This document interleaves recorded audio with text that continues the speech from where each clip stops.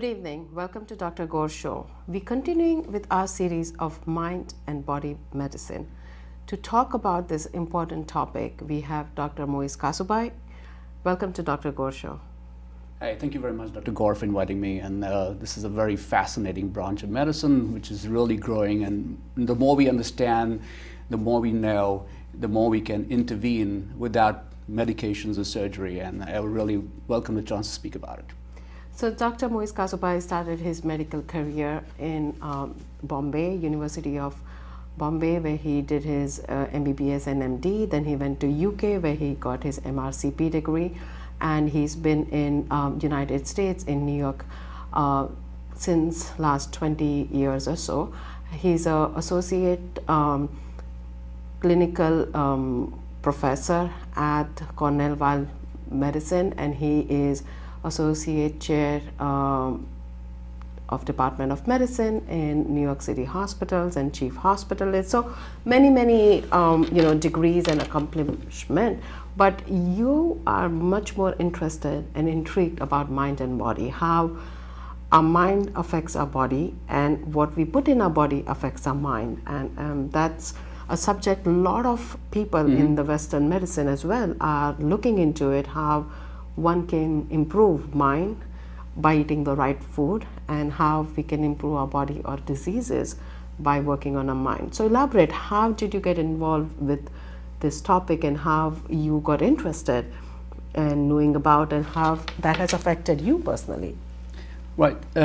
So Eastern medicine, we know in Eastern medicine from 2,500 years ago, where Buddha knew about science better than we know now, that we're learning that mindfulness is extraordinarily important for our emotional well-being and happiness.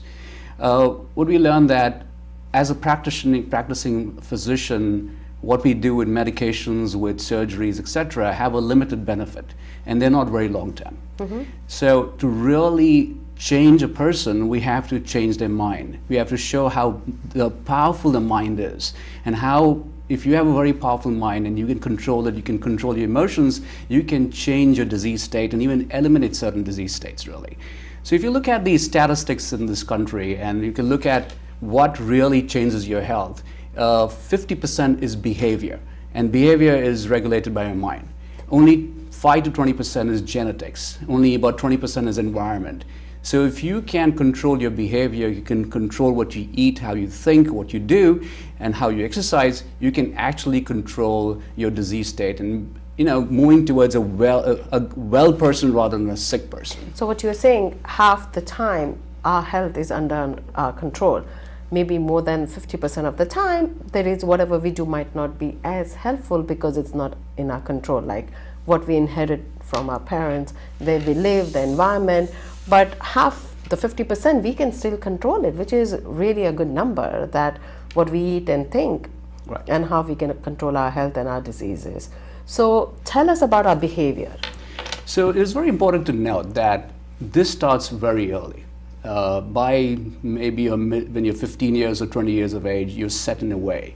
And we look at statistics, right? It's always better to, it's well known you build stronger children rather than, trying to take care of broken adults, really. And there was a landmark study done in California about 20 years ago, where they looked at what childhood events that patients suffered from. So if they had sexual abuse, physical abuse, a broken family, parents who were having substance abuse, who had mental disorders, who were incarcerated, and more of those risk factors that the kids were exposed to. Remember, these are healthy kids otherwise, were exposed to when they grew as adults, when they became in the 30s and 40s and 50s, they were a higher percentage, 2.5 times more of heart disease, 2.5 times more of asthma, 4 more times of lung disease associated smoking. So really, you're comparing a healthy child who's born in a very healthy environment, and you're comparing a child who has all these different effects from the family and the surrounding environment, and they got more sicker, though they were both exposed to sort of the same physical environment around them. So the mind, the emotional state of mind gets affected very early, and this is where I need to really make a point that how we treat our children, how we behave in front of the children is extremely important for their growth and therefore for their health, really. So not only it affects them mentally and emotionally to have that family well-being, a nucleus or a family values as such, but it also affects their health. So tell us, how can we control our minds? What do we know? Because all of us are exposed to chronic stress that some of it we can't or we can change. And then there are acute stress, right? Like coming to the studio, there was so much traffic. So that's like an acute stress. So the long-term or a chronic stress, how do we manage? And acute stress, how do we manage? And how those stresses affect our health and our minds? So if you look at, we all, as you rightly pointed out, we all are exposed to acute stress daily in our lives, right? And it's a problem is a chronic stress, that when we are exposed to something and we keep ruminating, keep thinking about it and thinking negative about it, that's when our cortisol levels, that's the steroid hormone that rises and stays higher up there. There's the sympathetic nerves which are stimulated all the time. Now what this does basically is with the higher cortisol levels, it decreases there are hormones in the brain called serotonin. It decreases that, it causes more depression. It decreases dopamine, which takes away your pleasure, takes away motivation, takes away concentration. So this affects there. The other part is when your sympathetic nerves are always stimulated because of chronic stress, you're going to get increased heart rate, you're going to get more heart disease, you're going to get more high blood pressure. And this all can be controlled by your mind. And one of the methods that we're going to talk about, and there are many methods out here, one is called as a relaxation response. Mm-hmm. And relaxation response mainly tells you that you need to be aware of your emotions. You need to be aware, and then you need to breathe, and you breathe deeply. And what we call as belly breathing, really. So take a deep breath, you breathe in deeply, wait for a while, and then breathe out. Now the breathing out should be much longer than you're breathing in. What this does, it decreases your stress response and it gets your brain back to where it normally should be. And hence, if you're aware of your emotions, you know you're getting angry, you're aware of it, you start breathing in and out, and then you can choose your response. So if you're in a car and you're stuck and somebody cuts in front of you, you can always breathe deeply and choose your response and say, hey, I'll let this go. I'm not going to let this affect me.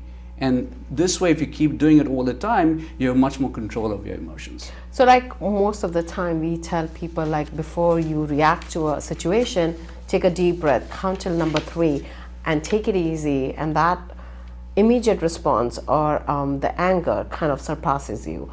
So you kind of training your mind to do what yoga teaches you about the breathing exercises, mm-hmm. and deep breathing. So that's similar technique to deal with the stresses of life. Right. So we're going to take a short break. Till now we've talked about what is the mind-body connection, how one affects the other, and how training our minds from early on. And as an adult, what can we do to control our mental as well as physical well-being? We'll be right back.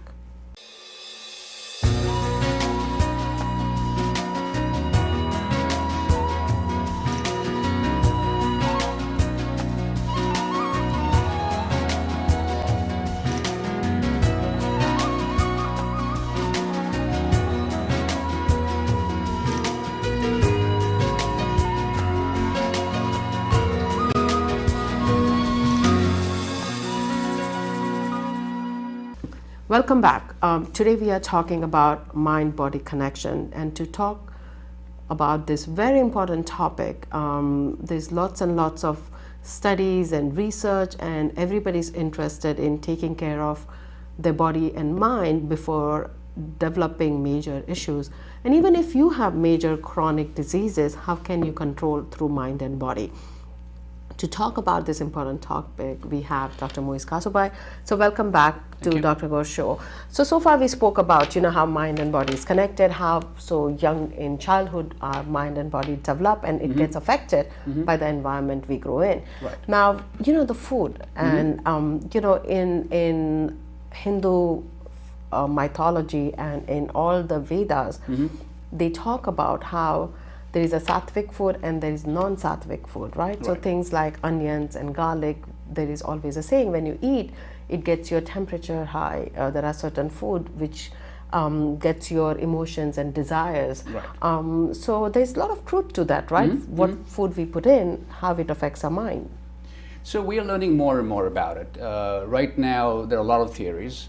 So one of the major hormone that it affects your brain, which we talked about before, was serotonin. Now, serotonin is actually, a lot of that is made in the gut, and it gets secreted when you eat particular types of food. And the particular types of food, as you mentioned, is sattvic food, which is without meat. You have to have more vegetables, more clean, more fruits.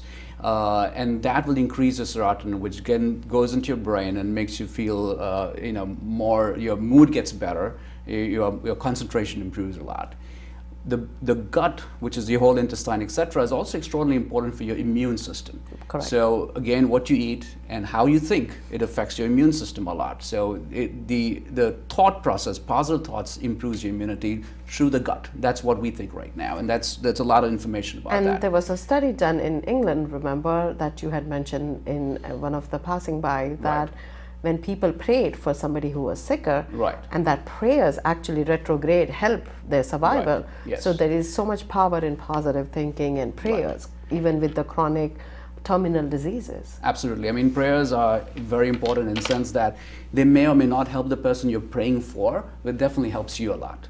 It makes you feel empathy, feels compassion, and those are emotions which actually improves your well-being a lot. So prayers, yes, may or not may affect your loved ones or distant praying with somebody who's, let's say, in India right now, but it makes you a calmer, a better person, really. So I would definitely encourage everybody to pray whatever you want to. It doesn't have to be in Sanskrit or in Arabic or any different language. I mean, it's whatever your preference is. Yes, I think you should pray a lot on that. Yeah. Right. So sorry to cut you off. So we were talking about the sattvic food and the gut and the response of chronic immunity, correct? So the food we eat, the thought process, the more the stress, your immunity goes down. Yes. But positive thinking, more green leafy vegetables, I talk about to all my patients to increase the antioxidants, right? The food like turmeric, haldi. Haldi is a great example how it improves your immunity, how you fight day-to-day infections. And colorful vegetables and fruits, right? It's filled with nutrients and antioxidants. So that's the kind of food you want your body to have. What also will surprise a lot of people is that we have by weight more bacteria in our body than our own cells. And the bacteria is actually staying with us because it's very helpful for us. And what we eat actually makes the bacteria secrete certain things which helps our immunity, helps our emotional well-being, makes us feel better, really. So bacteria stays with us, it's helpful, and think that way that you need to stimulate the good ones in your body by eating the right food. Correct. And the best example for gynecology is having probiotics and lactobacilli, because certain infections are reduced in number by eating probiotics.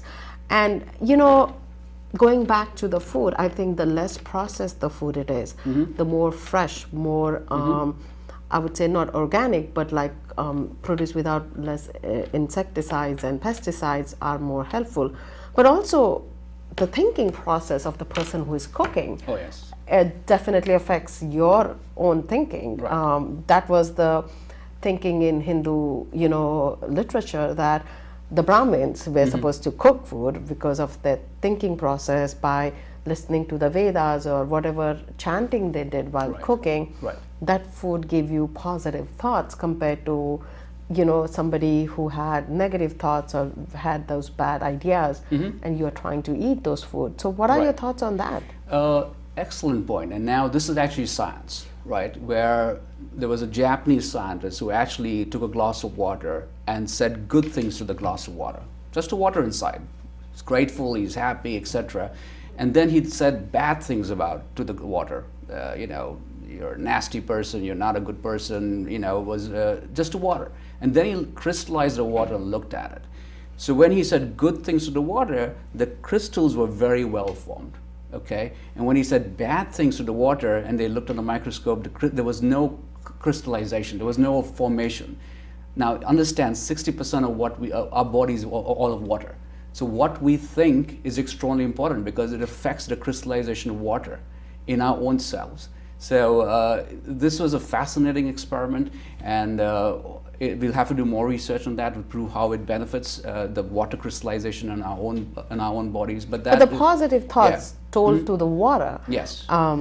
Did affect how the water crystallized Exactly. itself. So imagine the effect on the food, the effect that somebody is talking or thinking process while cooking the food, and that food when we consume, what happens is very interesting. So it goes back to what our ancestor knew, you know, have a positive thinking, have positive thoughts about what you're putting in your mind and body. And those positive thinking and positive intake of food did have good effect on their health. Absolutely. And I just let you think about the anatomy of the brain. And if you look at the brain and if you're having positive thoughts, or let's say, for instance, you're having negative thoughts, the brain shrinks. This is the front part of the brain, which is what we are humans use for thinking. So if that starts shrinking, our thought process gets affected. So we are not thinking rightly.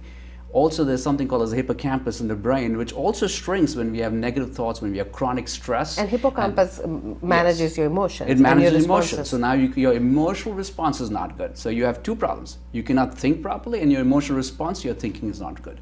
So, and this is proven by science that it actually shrinks down. So positive thoughts, I can't say more about it. I mean, there's a whole lot of science behind that is extraordinarily important. And again, just sitting across you and thinking positive about you will not only make me feel better, but actually can affect you also in a very positive manner. Wow. So that's all interesting, that what we knew growing up and is now confirmed with science and the experiment. So, you know, let's go into the different techniques that we can use to stimulate our minds and hopefully our thinking and our health in return is going to improve.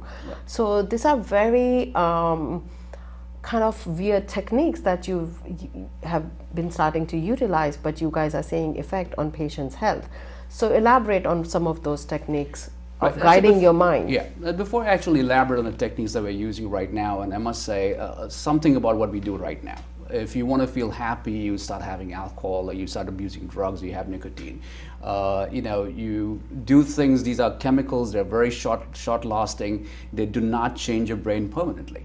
What I'm going to talk about right now, in case of meditation, yoga, etc., they have permanent change in your brain for good reason. I mean, it actually is a positive change in your brain. So what you're saying that some of the things that we are used to get ourselves happy are very temporary. Yes. Like they just might make you feel happy, but then it kind of makes you sad on a long term, or the effects might not be long lasting. But the things that you're trying to tell will have a positive effect and will continue to have the positive effect. So these are long term positive effects on your brain and body. So let's go ahead. Absolutely. So the first one, which I think all of you all know about, is mindfulness, or what can call also meditation, really.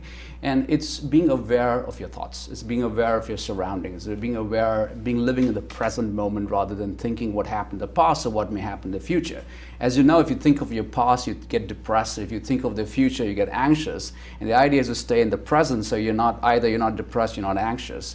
And what it tells you to do, and it's just breathing. You take a deep breath in, you wait for a while, and you deep breath out. Take a deep breath out, really. And while you're doing that, you should be aware of your thoughts. You should be aware that you're angry for some reason, you're depressed for some reason, but you keep concentrating. Use the breathing as an anchor, and the more you do it, more you're concentrating on your breathing, those negative thoughts will go away, will dissipate. Right? And again, it has been proven again and again that when you do this, you have much more emotional control. Your brain, the gray part of your brain, which is where your intelligence lies, will grow, will become bigger. And this, again, you have to know that this is not something that you do in 1 or 2 days and you're going to get better. This is something that you need to do on a daily basis to have a long-term effect. This is like your lifestyle changes, your lifestyle modification about deep breathing. Right. What else? Can we do yoga? Yoga is absolutely fantastic. It's been there for many, many years. And you know there are 8 limbs of yoga. One is postures, which is the asanas, and there is the concentration, which we call as a dhyana, and then there is the that's the pranayana, which is the breathing exercises. Now, they did the research on yoga in China for all the reasons, all the places, and they actually found that you decrease your blood pressure, you lost weight, provided you did yoga for 1 year. So again, going for a 4 to 6 week course, unless you continue doing this for the whole year, you're not going to make a big difference. But when that really happens, it's going to be really long term. So it's continuing to do yoga for very long term is extraordinarily important also. It also showed that it increased the size of your brain where where you can see and touch and hear well, so you are more perceptive of the surroundings. So yoga had a definite benefit for that, really. And then you have this two gadgets. Yeah. Talk about those. Well, interestingly, this is basically, it's a company that makes this. It is a biofeedback, and as you can see this, you put it on your brain out here, and it Bluetooth is attaches to your phone, and if you're having good thoughts, if you're more calm, the music will be more calmer. If you're having more, thoughts are negative, you're restless, then your music will be more sort of angry. It'll be like there's a hurricane going around. So in this way, you can control your emotions by controlling what you're listening on your phone. So this is like a biofeedback that you kind of put it on. You listen to the music. If it's calmer, that means your thought process is calmer. And then you continue that thought process. Exactly. But if you are agitated and the music is not calm, then you will do breathing along with, continuing this biofeedback to calm yourself. And you immediately know the response, that how your brain is feeling. And that's how it kind of gives you those positive feedback to continue doing, to continue listening to that. So that's a great way of listening to your own wavelength and kind of seeing where you are. And what's the other gadget? Before I continue with that, again, this is not what I'm saying is what happens. This is really, there's science behind that, and has been shown in 2 cases where if you had epilepsy, you had seizure disorder, and you actually put this on and did some biofeedback, the seizures decreased by around 60%. Wow. They also did it in patients who had headaches, migraines, etc., and it reduced by about 50%.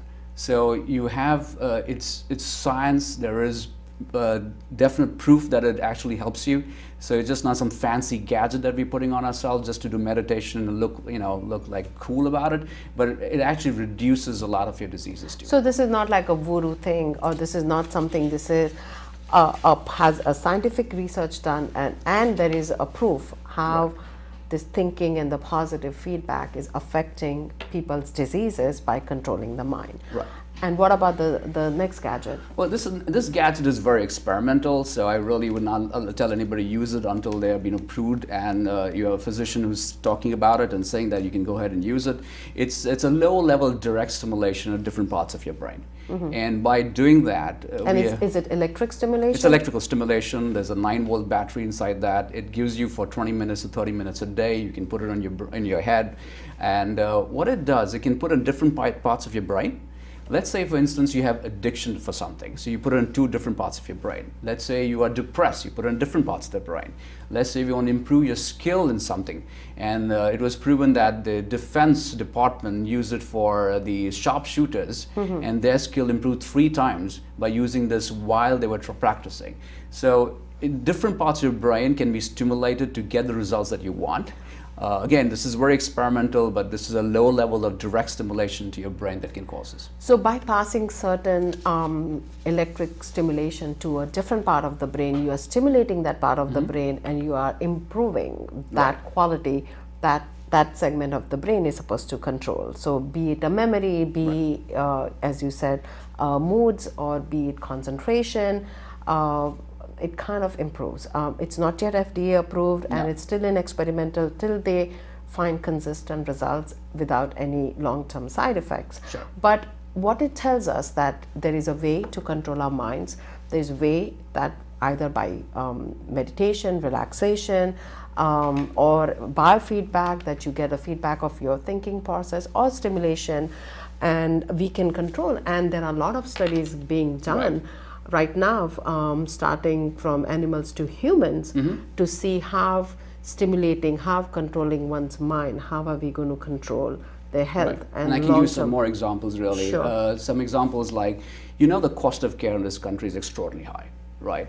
And in Harvard, what they did was they did relaxation response and meditation, and they did it for almost 4 years. And what they found, the healthcare costs for the patients who were doing this relaxation response reduced by 25%. Wow. That's a huge difference, really.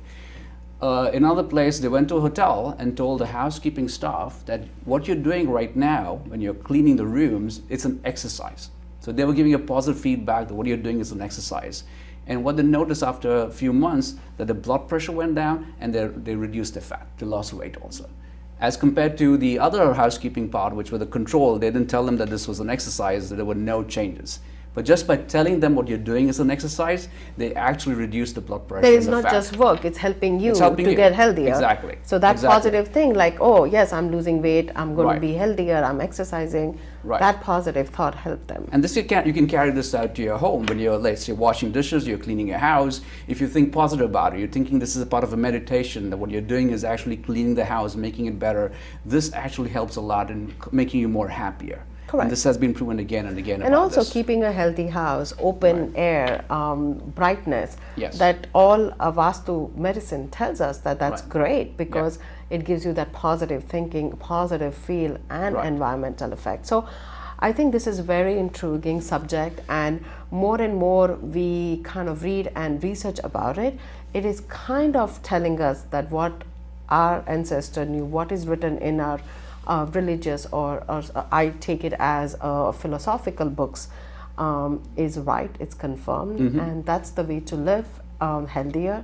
And if we are living healthier, there's less cost to the healthcare system, and we all can live in a very healthy, happier environment just by changing each and everyone's attitude and brain and eating. So thank you so much for your time. You're welcome. And expertise. Mind and Body, this is a series that we have been doing it, and I'll continue to do, because that's really a very intriguing subject, and lots of thinking and talks are going, and these are the leaders who are pioneering a scientific basis to our knowledge that was passed on by ancestors. So thank you for watching Dr. Gor Show. The show is available on YouTube, www.drgor Show, and see you next time.